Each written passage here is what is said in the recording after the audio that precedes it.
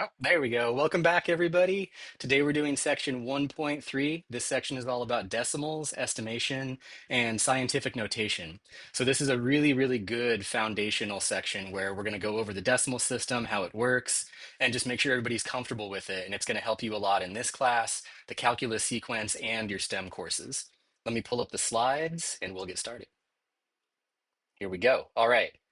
So just a quick overview of the section. We're going to talk about the difference between numbers and numerals to start. Then we'll go into the decimal system itself. Then we'll cover scientific notation. Then we're going to spend a little bit of time talking about mental computation. You may find that it's really difficult to do calculations in your head.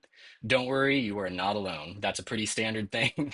But I'm going to show you a couple of techniques that can make mental computation a little bit easier, and a lot of it really just boils down to being comfortable with the decimal system and being able to break things apart into meaningful chunks. Then we're going to talk about computational estimation, which is another really important skill. A lot of times, really, we just need something close. We just need an estimate about, or we need an estimate of some quantity, and trying to compute an exact value may be uh, not necessary or just really hard to do at the moment. Then we're going to finish off by talking about a connection between scientific notation and estimation and how that can help us work with certain quantities. Okay, so I mentioned this in the introduction. So either the first day of class, or if you watched that original lecture, if you are in my section of Math 6. But there's basically two parts to math. There's the idea that we want to talk about, that we're interested in, and then there's the symbols that we use to describe those ideas. That's two completely distinct things, right? So a simple example of this relationship is the distinction between a number and a numeral. Those are two different things, okay? So here's the definition. What is a number? A number is a mathematical object that we use to count, measure, or label things. That's what a number is. Now, in contrast, a numeral is just a symbol that we use to represent a number. So numbers and numerals are not the same thing at all, okay? Yeah, so for example, there's a very profound distinction between the number 10 and the numeral 10. Okay, so 10 is a quantity. 10 is the way we express that quantity using the decimal system. Um, but yeah, since a numeral is just a symbol used to represent a number, there's lots of numerals that you can use to describe the same quantity. And there are many numeration systems that you can use to express numbers. For example, Roman numerals. Some of you may remember Roman numerals from the past, right? Like here's one, two, this is six, this is, oh, what is this? 42, and so on, right? Oh, this one is 2025. There you go. So the idea here is these numbers, this is the number 2025 written in Roman numerals. Here's how you write that in, oops, that's not there you go, that's a five. In Arabic numerals, there you go, using a decimal system. All right. So the decimal system is what we call a place value system. It's got 10 digits. That's where the DEC comes from, DEC, 10, right?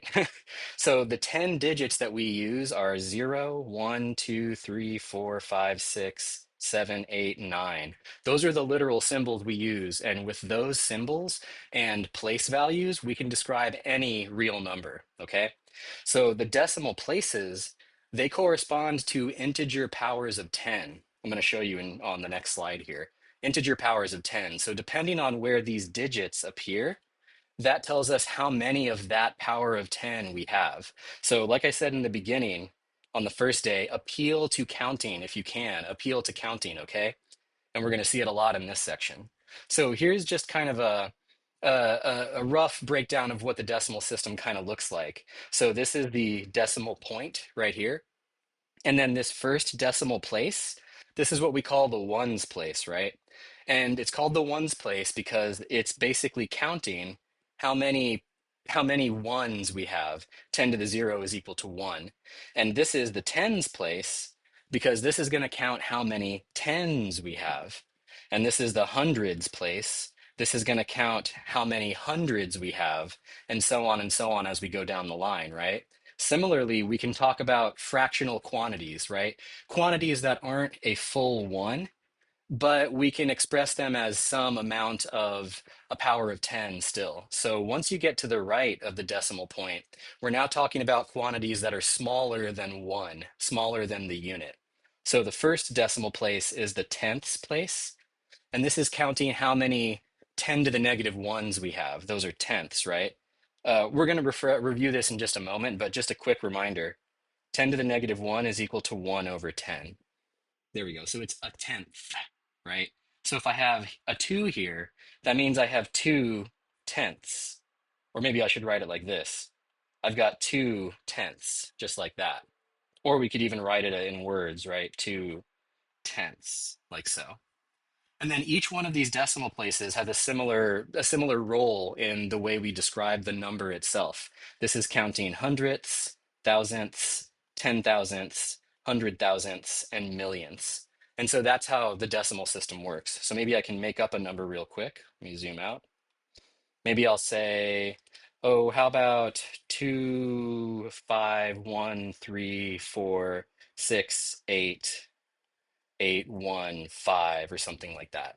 So, ooh, and maybe I'll add on, let me change one of these to like a 0. There we go. So one thing I want to point out is that the only symbols that can appear in these slots are those decimal digits.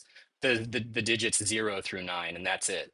You can't put like a two-digit number or a two-digit numeral, I should say. You can't put one of those in one of these slots, because if you did, then you could basically be counting that extra piece in the next bigger decimal place. All right. So this right here is the number, well, I'll say it like this, 25,134.6015. And there's lots of different ways we can say that too, which we're going to get to right now. Um, Yes, yes. Okay. So, real quick, before we get to those details, one important result about the decimal system that I kind of mentioned a moment ago is this. Every real number has a decimal representation. Doesn't matter what kind of number it is, integer, rational number, irrational number, every real number has a decimal representation.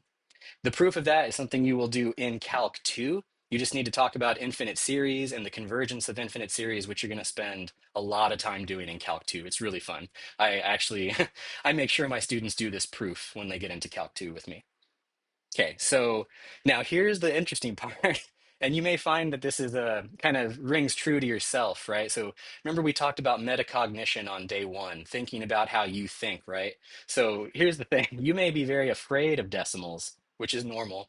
You also may be very afraid of fractions, which is normal.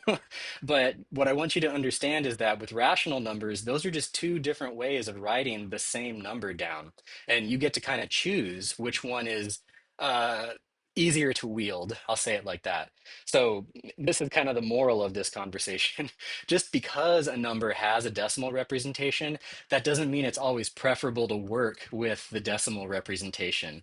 Um, so, for example, when you're working with rational numbers, it's often a lot easier to work with the improper fraction version or the mixed numeral version of that number than it is to work with a decimal representation a lot of times. So this is a great example here. And just kind of lean into the way you feel about this example. If you had to work with the number 17/19 or 17 over 9, would you rather work with this representation of that number, or would you rather work with the decimal representation of that number, which is that? It's this sequence of digits repeating forever, right? So ask yourself, would you rather work with this, or would you rather work with this? Kind of depends. That's why you want to have flexibility with these different representations. The number has not changed. The number has not changed. It's still 17 over 19. The way that we are writing down the symbols to describe that number is what's changed. That's the difference between a number and a numeral. Okay. So let's expand one of these numbers out so you can see what it looks like. We're going to look at the expanded forms of the number 2163.429. So here we go. What we're doing is we're blowing the number up to look at all the individual decimal places and see how they are counting things, okay? So what I did here was I split it by place value, right? So this is saying we have 2000s. This is saying we have 100. Oops, there we go. This is saying we have 6 tens. This is saying we have 3 ones, 4 tenths, 2 hundredths, and 9 thousandths. And then remember, when you add all that together, adding is just bringing all those things together, all those quantities. So we're going to take all those quantities and mush them together. And when we mush them together, what we have is 2,163.429, right? Now I'm going to expand this even further so you can see how this works. I'm going to write 2000s as literally two 1000s. Remember, multiplication is like repeated addition, right? So what we're really saying is how many thousands do we have? We have two of them. We're doing 1,000 two times. How many hundreds do we have? We've got one of them. So we're doing 100 one time. We're doing six. I'm sorry, we're doing, maybe I should write this as, we're doing 10 six times. And we're doing one three times. Then we're going to do point 0.1 four times, point 0.01 two times, point 0.001 nine times, and so on. The next line, I'm just converting those fractional decimals into actual fractions. So 0.1 is 1/10, 0.01 is 1/100th, 0.001 is 1,000th. And I know I mentioned this later on, but maybe I'll mention it now too. Uh, these numbers, the reason that I'm saying it's 1/10 is simply because there's a one in the tenths place. So I can read that in a very intuitive way. It's 1/10, literally 1/10. Here I've got 2 hundredths. Here I've got 9 thousandths, and so on and so on. Now what I'm doing to go from this step to this step, oops, there we go, is rewriting those fractions as a power of 10 and writing everything as a power of 10. Remember, this is the decimal system. So decimal system means powers of 10. Ooh, I shouldn't say that. I need to write the word powers of 10. So every one of these decimal places represents a power of 10. 2, 10 to the threes. 1, 10 to the twos. 6, 10 to the ones. 3, 10 to the zeros. 4, 10 to the negative ones. 2, 10 to the negative twos. 9, 10 to the negative threes. And then here I'm just writing it in literal words, and you can say it that way. In fact, I did just say that before, right? 2,000s, 100s, 6 tens, 3 1s, 4 tenths, 200ths, and 9 thousandths. There you go. All right, so that's how you expand the number. And so when you see this number here, I really want you to think of it as each one of those places counting how many of those powers of 10 we have. Right. Now, if that made sense, here's the good news. So if you were able to follow that so far, the good news is now you understand how to use scientific notation. That's basically the idea behind scientific notation. It just allows us to work with really, really big quantities or really, really small quantities easily by expressing those powers of 10 as powers of 10 instead of a bunch of zeros in a decimal representation. It's simply, yeah, it uses decimal places as the unit with which we are going to count. And so it also lets us encode the scale of these numbers when we're working with them. And we encode them as powers of 10. And then when we want to do arithmetic with those numbers, if we want to like add, subtract, multiply, divide, all we're really doing is working with the unit-sized pieces, and the scale is encoded as a power of 10. That's the big idea. So here's the definition of scientific notation. A number is written in scientific notation when it's written in this form right here, a times 10 to the n. One little caveat here, a needs to be a number between 1 and 10, not including 10, and n needs to be an integer. Remember, integer could be positive or negative or 0, right? They're whole numbers, but they're positive and negative whole numbers. Um, in practice, oftentimes a will be taken to be bigger than 10 if it's more intuitive to do so. So this is a great example here. Maybe I'll even do this real quick. So take a look at this number right here. Okay, and think about that number for a sec, and then I want you to say that quantity out loud the way you would normally say it. There you go. Okay, now how many of you said 20,000? I'm assuming almost everybody said 20,000, right? Well, that's correct. It is 20,000. It is 20,000. If you wanted to write it in scientific notation, you would write it as two 10,000s, literally two 10,000s. That's 10 to the fourth, right? But not many people would look at that number and they would say two 10,000s. They'd probably be like 20,000 because this is a context where it makes a little more sense to express it as 20 of these things instead of two of these things.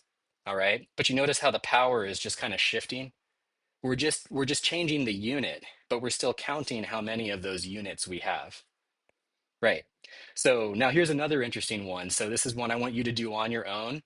Think about it for a second and say something out loud. Remember, you don't need to say it to anybody. It can be to yourself. It can be to your dog, to your can of sparkly water, to your computer, whatever. Say that number out loud for a moment. Okay. Now, if you said 2100, which I'm guessing some of you did, then what you were doing is you were counting hundreds and using a modified form of scientific notation because 2100 is literally 21 100 times, or maybe I should say 100 21 times. So 21 times 100, 21 times 100, 2100. There you go. So the numeral 21 or 21, I should say, it ends in the hundreds place. So it's counting hundreds in that kind of a context. So you can read 2100 as 2100 exactly because the 21 is ending in the hundreds place. You can also read it as 2,100, which I know many of you also said. You could also read it as 210 tens, but I'm sure not many of you did. Or you can read it as 2,100 ones, which is what we often do, except we don't usually say the one. Right. Now, let's talk about how scientific notation can kind of help us out here. At the center of our galaxy, the Milky Way galaxy, there's a supermassive black hole. Oh man, I should put up my Lego galaxy so you all can see it. At the center of our Milky Way galaxy, there's a supermassive black hole that we call Sagittarius A star. You can follow that link if you want to read about it. And it's about this far away. Uh, that's a big number. Okay, so thousands, millions. Oh, wait, sorry. Thousands, millions, billions, trillions, quadrillions. So this is 157 quadrillion miles away. Or you could write it like this: 157 quadrillion miles. Notice also that I'm not expressing it exactly in scientific notation. I'm not saying that it's 1.57 hundred quadrillion miles. It's more natural to say 157 quadrillion miles, right? But this is where scientific notation and the decimal system can kind of come in to build your intuition a little more, right? I don't know about you, but I cannot digest that size of a number, right? Quadrillion is like meaningless to me. Um, even a billion, people might be really surprised at how much a billion really is. It's a lot. A billion is 1,000 millions. Okay, so think about $1 million and then multiply that by 1,000. It's a huge number. It's pretty much like unfathomably large already at the billions level, right? So, one way we can express this number in a way that makes things a little bit more intuitive is to kind of pull off units of different size and count them in terms of those units. If any of you have ever heard of Carl Sagan, well, I'll say this. If you haven't heard of Carl Sagan, go look him up right now, read his books, watch the movie Contact, because he was just a phenomenal astrophysicist and a science educator. He was just an amazing person. But he liked to use this type of language because it really brought the scale of things into context. So here, I'm going to rewrite this number, or maybe I'll say, I'm going to rewrite, either one, they're all the same number, as this by pulling off the millions. Okay, so I can say that this is, what is that now? 157 billion million. Oh yeah, there you go. So I'm rewriting this as 157 billion.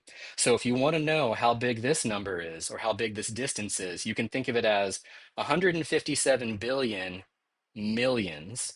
That's how far away the center of our galaxy is. So imagine you know how big a million miles is.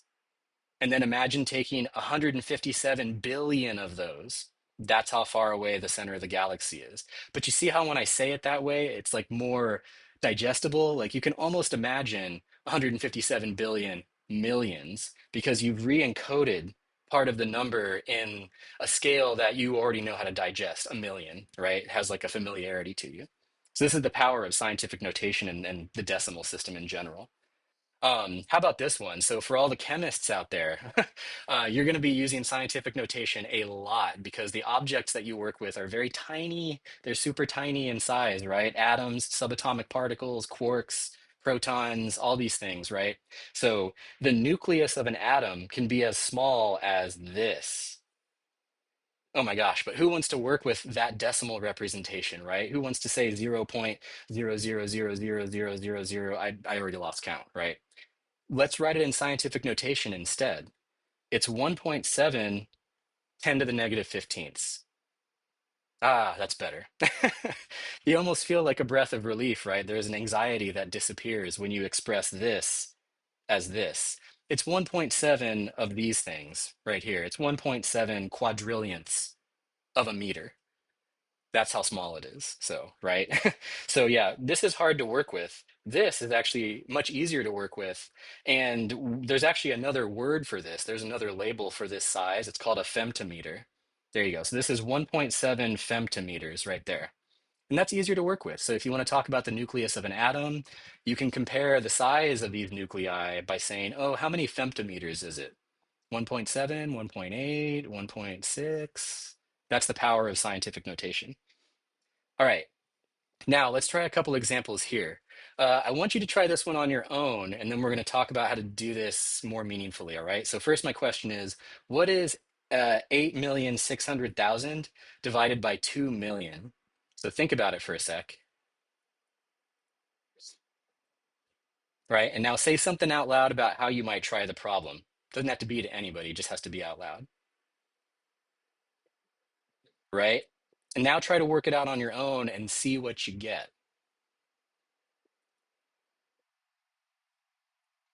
Right. Okay, now let me ask you this question.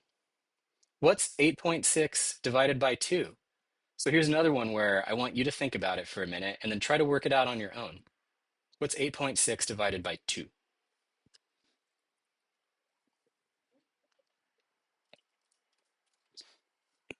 Okay, now that one hopefully wasn't as bad, right? So when I see 8.6 divided by 2, I don't feel as scared as when I see something like that. I don't know about you all, but when I see something like that, I'm like, ooh, I don't know.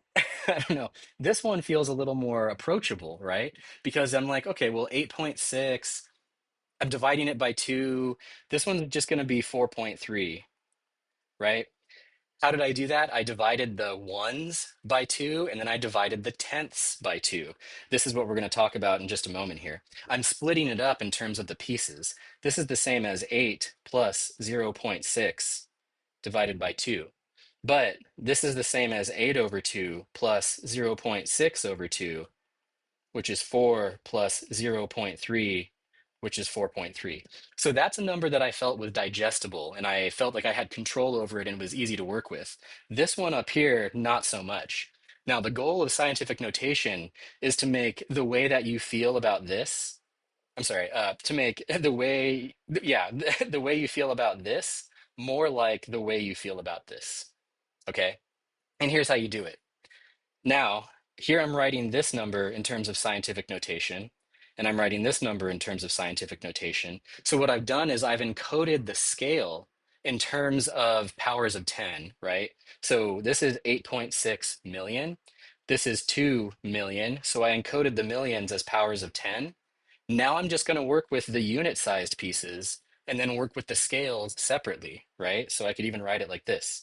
This is going to be 8.6 times 10 to the 6 over 2.0 times 10 to the 6, which I can then write as 8.6 over 2.0 times 10 to the 6 over 10 to the 6. But any number divided by itself, any non-zero number divided by itself is equal to 1 because I can fit it in there one time. So then we're just left with 8.6 times 2.0 times 10 to the 0, which is 4.3 times 10 to the 0, or just 4.3. There you go. So that's the power of scientific notation. That's why it's so nice. Now, I was using some properties of exponents there, so I want to refresh everybody's memory about these. We're going to see these repeatedly throughout the course, and I'll say this: being comfortable with these properties of exponents is critical. You're going to need it now. You're going to need it in Calc 1. You're going to need it in Calc 2 a lot. So please commit these to memory, study them, make sure they make sense. And my suggestion is this. Remember what we talked about back in section 1.1. You can think of exponents as counting factors, all right? Just think of them as counting factors, and that will give you some control over those numbers, right? So here, uh, if I've got m b's and then I have n b's, how many factors of b do I have? I've got m plus n of them, right?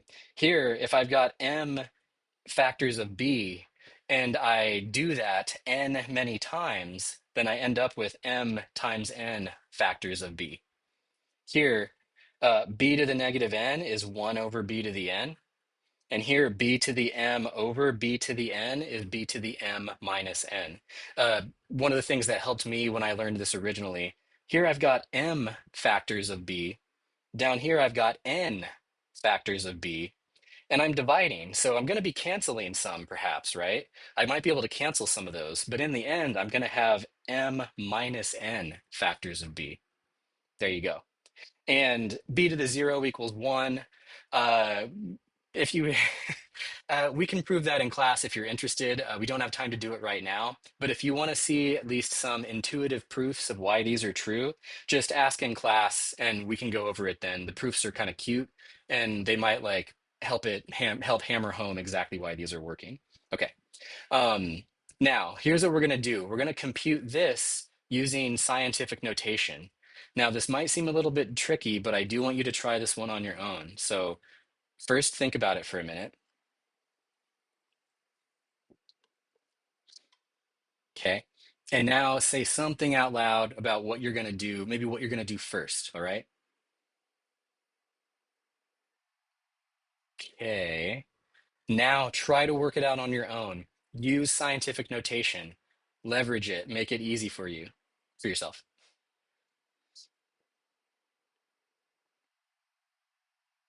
All right, here we go. So, first thing is let's convert this into scientific notation. Already there's like a feeling, like when you see this, I don't know about you, but I get a feeling where I'm like, oh, it's kind of scary. It's kind of scary. And I feel like I can't do it, right? But then I remember that I'm in control of the numbers. The numbers are not in control of me.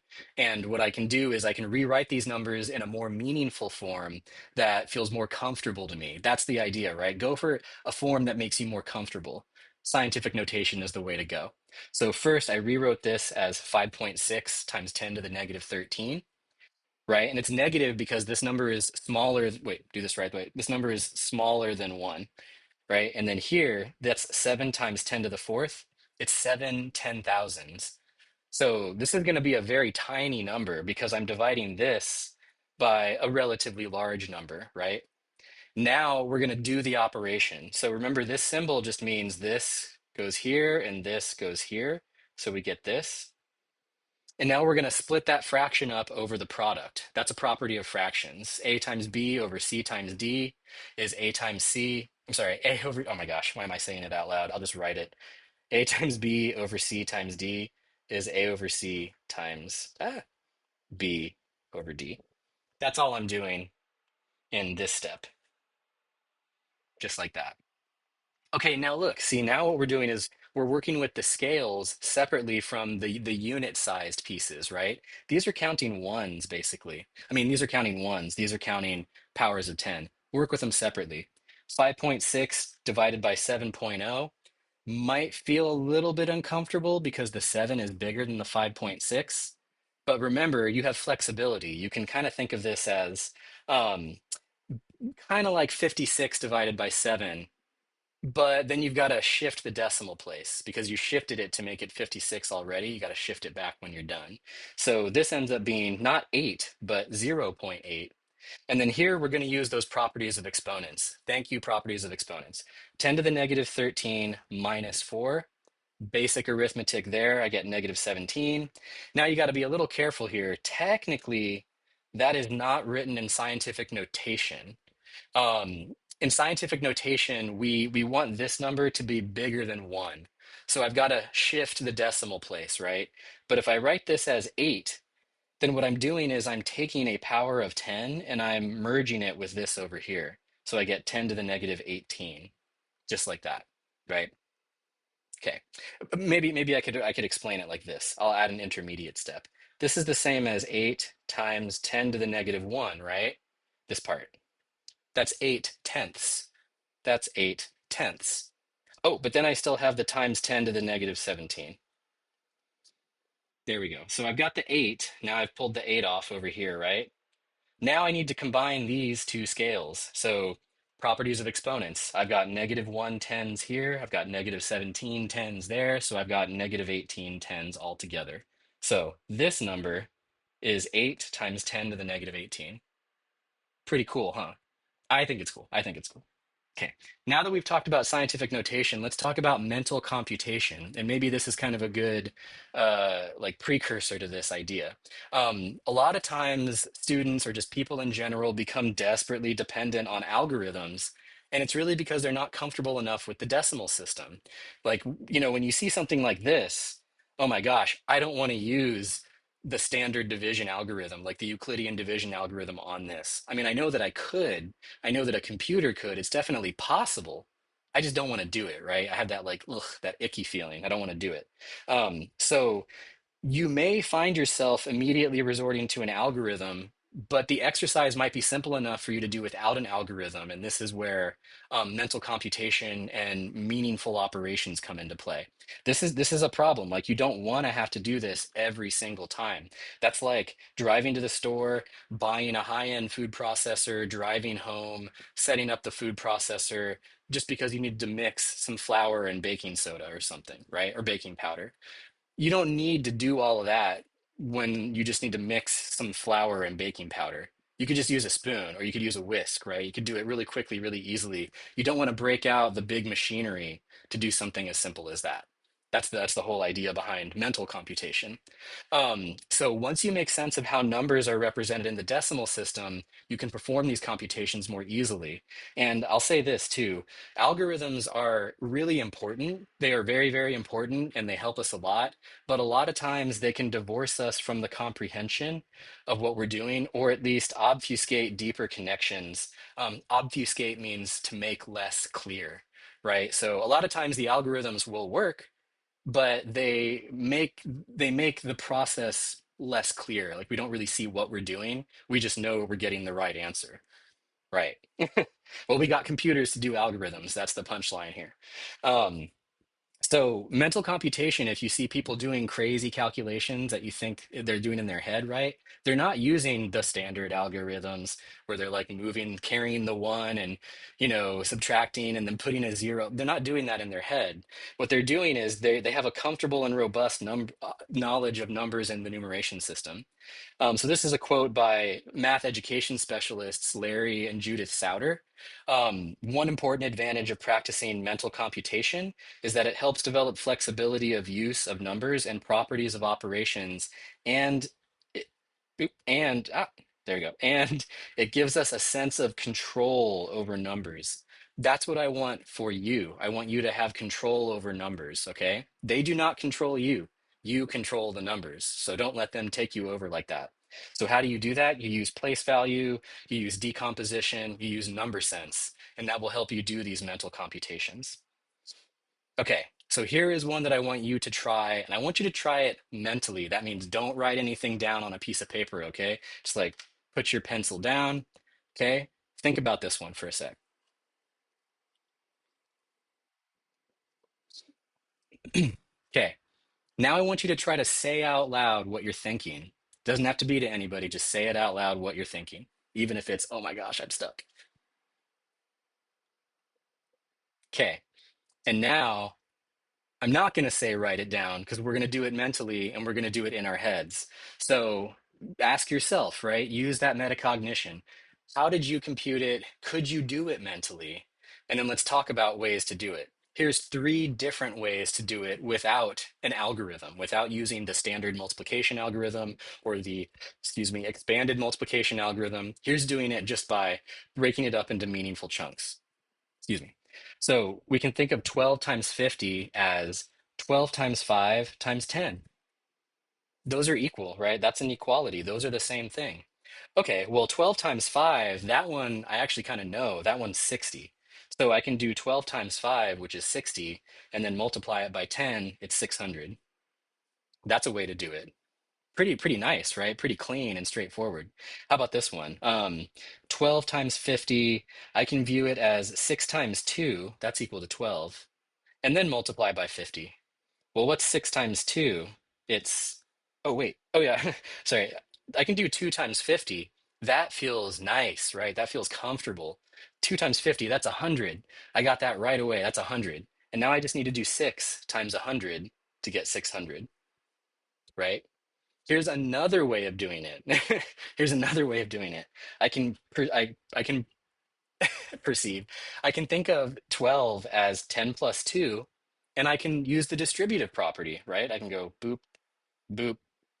And again, that feels more comfortable. Okay, 12, that's 10 plus 2. So I've got 10 50s plus 2 50s. Well, what's 10 50s? That's 500. That one I can do in my head. Oh, there's that many zeros. It's 50 times 10, it's 500. There's a comfortability there, right? What's 2 times 50? That's 100. That one's also comfortable. So 10 50s plus 2 50s is 500 plus 100, which is 600. There you go. So there's three different ways to do it. So when you're trying to do these mental computations, I want you to think about breaking these numbers down into meaningful chunks, either into factors or into terms, and then using distributivity or using associativity. Try to do that, okay? Now, here's a fun one. Okay, here's another one I want you to try. So, what is 147 minus 66? And I want you to try to do it mentally. So don't use your pencil, put your pencil down. Don't try to do it on paper. Think about it for a minute. Right now, say something out loud. Try to do it, voice what you're saying, voice what you're thinking in your head. And then we'll do it together in a moment.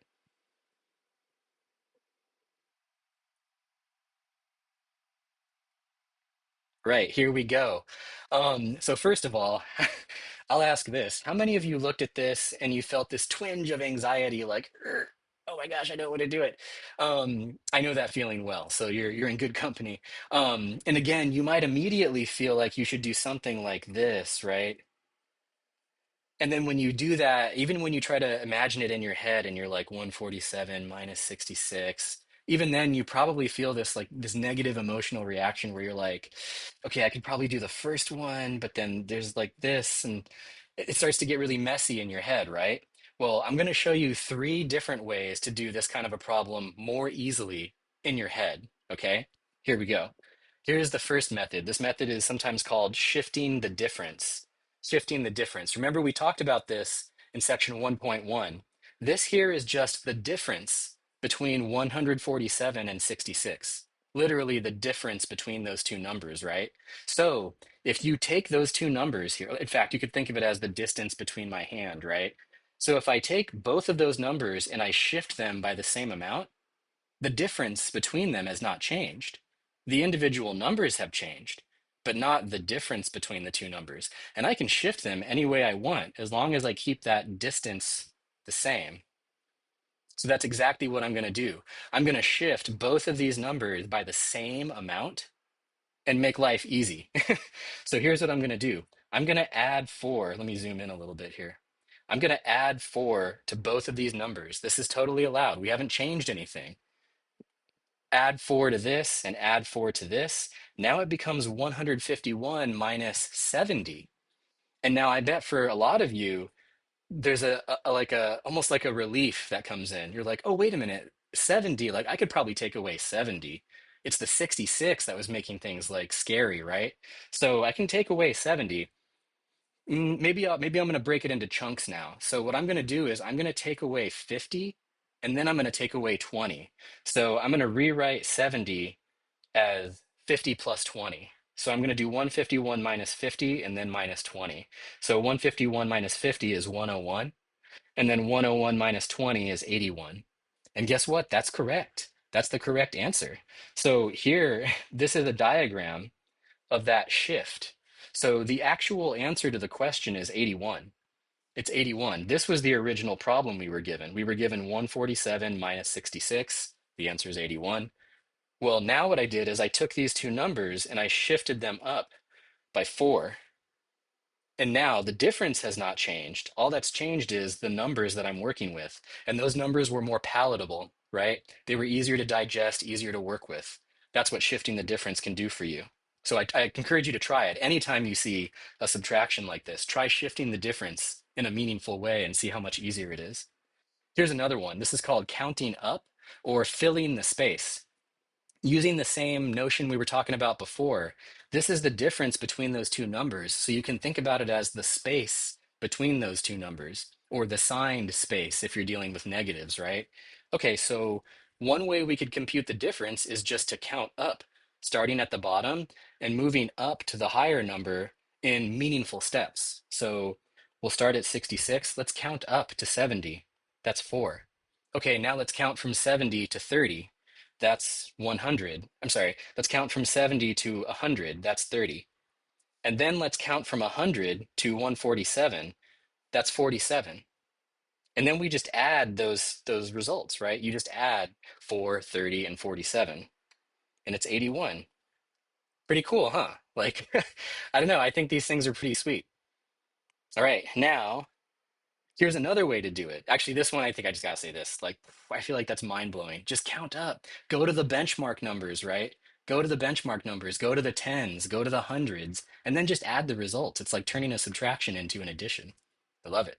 All right, here's one more method, operating on like units separately. You're allowed to do this. This is what the decimal system affords us, right? 147 minus 66. Let's work with the tens and then the ones. This is the same as 140 minus 60 plus 7 minus 6. How amazing is this? 140 minus 60, that's 80. I can do that one in my head. That one like feels good.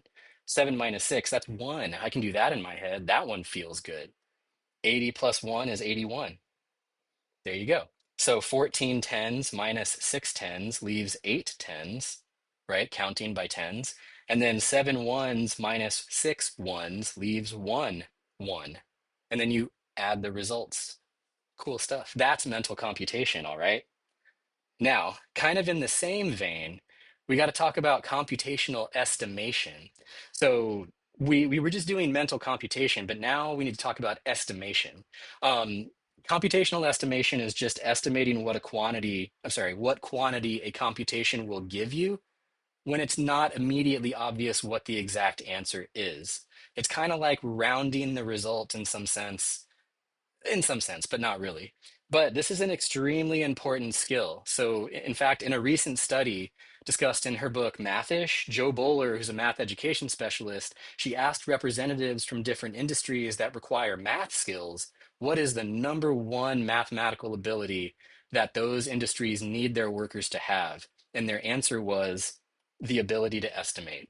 So that's like the number one skill, the ability to estimate quantities, right? That's why it's an important skill. Here's another reality, and you may not have thought about this before, but it's the truth. Sometimes a precise answer is just not necessary. We don't need it to be exact. We don't need it to be perfectly exact, precise. Sometimes a good estimation is fine. We just need to get a rough idea, right? Sometimes this is even more wild, and we'll see this later on in this course, and you will see it a lot in math and science. Sometimes a precise answer is not possible. Not possible. Like you cannot find an exact solution. So what you have to do is you have to use good estimations.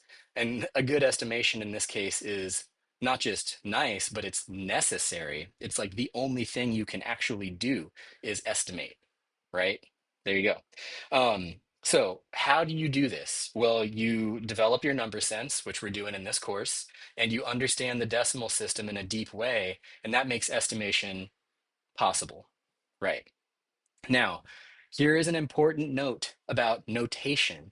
And I will hold you to this, and you should hold yourself to this. When you do an estimation, equality is lost. You are no longer talking about equal. You're not talking about equal, you're talking about close. Close. Not equal, but close, approximate. So when you make an estimation, when you make an approximation, using the equal sign is not correct. Not correct to use the equal sign. Those two things are not equal. We'll talk more about this in the next section. When an estimation or an approximation has been made, we have another symbol for that. It's the wavy equal sign. It's the eh. That means eh. So anytime you do an approximation, you use that sign when you make the approximation, at the moment the approximation occurs. So for example, this is an equality. 1/7 is equal to 0.142857 repeating. And I used an equal sign there. Now, if I want to estimate that quantity, that's about 0.142. Not equal, but it's about. And so I use the little wavy equal sign. So whenever you make an estimation, you introduce that symbol, okay? Right when you do the estimation, not later, not after, not before. It's when you make an estimation. Okay, now here's a great question. I love this one. So, my question to you all is this: where should I put the decimal point on this side to make this equation a true statement? Basically, where do I put the decimal place over? I'm sorry, where do I put the decimal point over there? All right, think about it for a sec.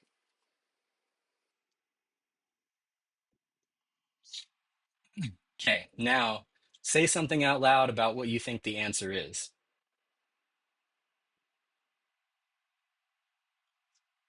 Okay, and now put the decimal point there. Where does the decimal point go on this side of the equality?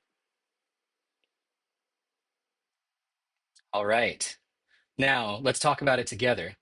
Hopefully you put it right here. Actually, let me use a different color for this. Hopefully you put it right here. Okay. And there's a reason for that. There's a reason for that. Notice that 24.5622, that's about 24. And 6.11, that's about 6.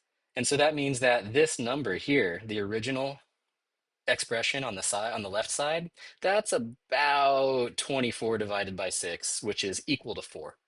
24 divided by 6 is equal to 4. So that means that this number is about equal to 4. So I should put the decimal point right there, right after the 4. So that the 4 becomes, the 4 is in the ones place. So this is just what estimation does. Now, if you tried to compute this exactly, you might, I mean, I don't know about you, but I feel like I feel that twinge of anxiety where I'm like, oh my gosh, I don't know. Am I going to do that? How could I do that? Calculator, help me, right? Well, let's just get an estimate. It's got to be about 4. It's about 24 divided by 6, and that's 4. So it's got to be about 4, right? That's computational estimation. Right. Now, here's another example. So, in fact, no, I already gave the answer away. So, here's an example with students estimating this product. So, we asked some students to estimate this product and to explain their methods for estimation. The exact value is 1980. But here's how you can do it. So, Joe rounded to 40 and 60 and did 40 times 60, which is 2400. Remember, it's just an estimation. It's not exact. Some estimations are better than others. Some are really far off, right? It's just an estimation. Irabil, he rounded down. So he did 30 times 50 and got 1500, then rounded up and did 40 times 60, which is 2400.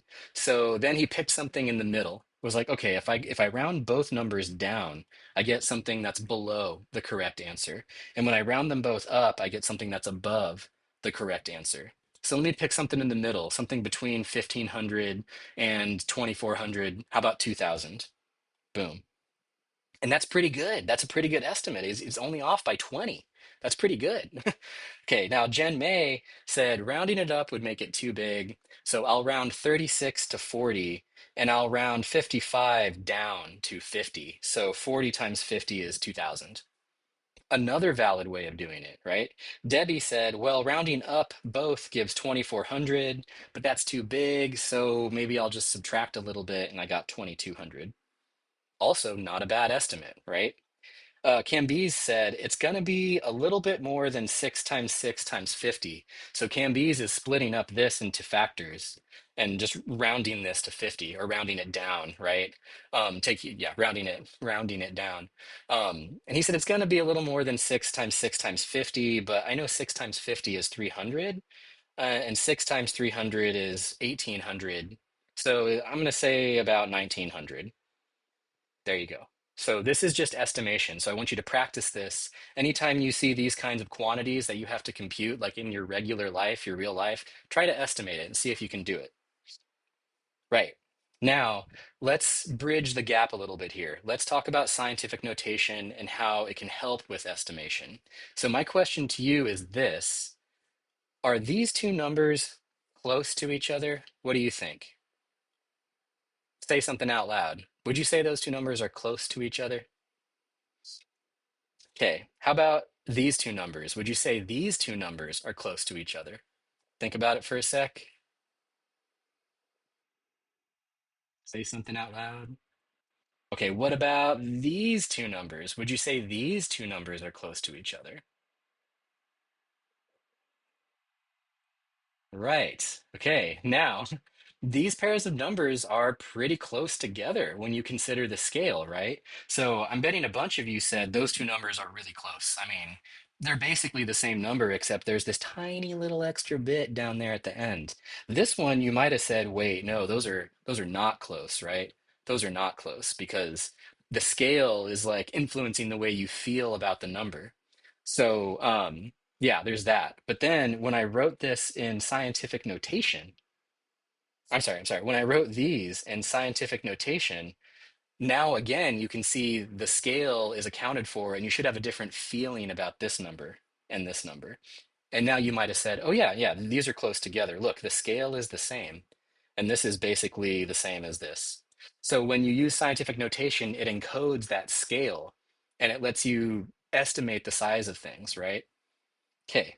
Now, what I'm really trying to say here is that their relative size is very similar. These two numbers are pretty much the same in size, even though they might be different in actual value, right?